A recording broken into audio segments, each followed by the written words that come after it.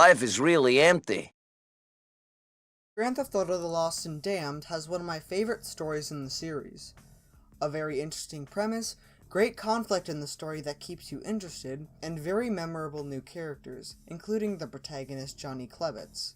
Johnny Klebitz is one of my favorite Grand Theft Auto protagonists, mainly because of his rash, impulsive personality, some of the cool feats he's pulled off, and last but certainly not least, his excellent character development. By the end of the game, Johnny has grown as a character in so many ways, and the player is able to see that very easily. But then, Grand Theft Auto 5 happened. I imagine that while Rockstar was writing and developing Grand Theft Auto 5, they thought to themselves, what if we took this fan-favorite character that we've wrote and developed well and threw away all that development we made for him and reduced him to a small, minuscule plot device forgotten in the rest of the game to show how crazy another character is. Yeah, that sounds like a good idea. Well, spoiler alert, Dan Houser, Rockstar, but it wasn't. But enough with the bashing of Rockstar's writing capabilities. Let me get specific into what Rockstar managed to fuck up with Johnny's character. At the end of The Lost and Damned, Johnny broke up with his mooching-addicted girlfriend. He left his chapter of The Lost in Liberty City after it was destroyed thanks to its leaders Billy and Brian, and grew much stronger as a person, especially after his best friend Jim's death. But then in Mr. Phillips, that all just completely vanished. He was back with Ashley. He ended up rejoining the Lost, which for some reason was in San Andreas now, going against all his beliefs at the end of the game about how there was no saving it. And he's turned into a weak fucking meth head who let Trevor screw his girlfriend and couldn't even throw a punch while telling him to back off. That is not how Rockstar ended Johnny's character arc in The Lost and Damned. Okay, look. I would actually be sorta fine with this if Rockstar did one minimal thing. Explain it. Rockstar doesn't explain jack shit about Johnny's character turning into a weak meth head cuck, or why his chapter of The Lost suddenly reformed after the remaining members ended up going their separate ways at the end of the game, and for some reason formed another chapter in San Andreas' Blaine County. Rockstar explains none of this, so it leaves people who played The Lost and Damned scratching their heads, wondering how the fuck this all happened, how a strong character like Johnny got addicted to meth, became weak, and got back with his mooching girlfriend, and how the club reformed. And since we're not gonna get a Grand Theft Auto 5 single-player DLC like Rockstar promised us, I doubt they will ever explain it.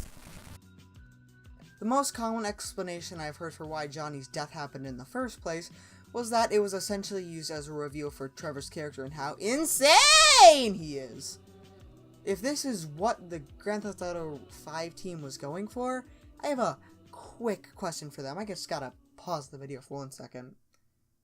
What the fuck were you thinking? Essentially, by using Johnny's death as a reveal for how insane Trevor's character is, you are just using Johnny's death as shock value. In other words, you shock the player just for the sake of shocking them. That's not why you kill a character. You, of all game developers, should know this, Rockstar. You, the same people who wrote Niko Bellic's character, who many people, including myself, consider to be one of the greatest video game characters of all time. I would even go as far to say that Niko is up there with some of the most famous movie characters of all time in terms of how well he's written, such as Vito Corleone, Alex DeLarge, and even fucking Tony Montana. You should know this, Rockstar! I know I've said this a few times over the course of the last minutes, however the fuck long this whole sequence has took to record, but this is not how you write a character or introduce a character or anything like that. If you wanted to introduce Trevor well, I could easily think of several other ways you could introduce him and show how unstable he is without showing him fucking a chick on the kitchen counter and stomping a meth head's brains out. Or what the fuck?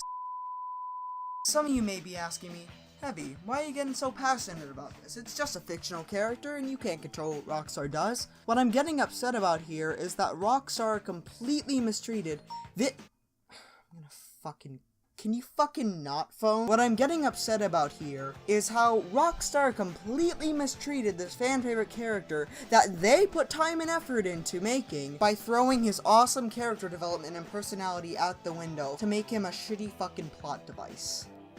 That's why I'm getting so passionate about this. Rockstar knows better than this. They know better than to do cheap writing cop-outs like this. You can look at any of their other games and see strong character and story writing that makes sense. Grand Theft Auto games are known for their strong stories, and that is because of Rockstar's writing team. But the way Rockstar handled Johnny's death was a complete mistake on their part, and in the future, I hope they will do better with things like this.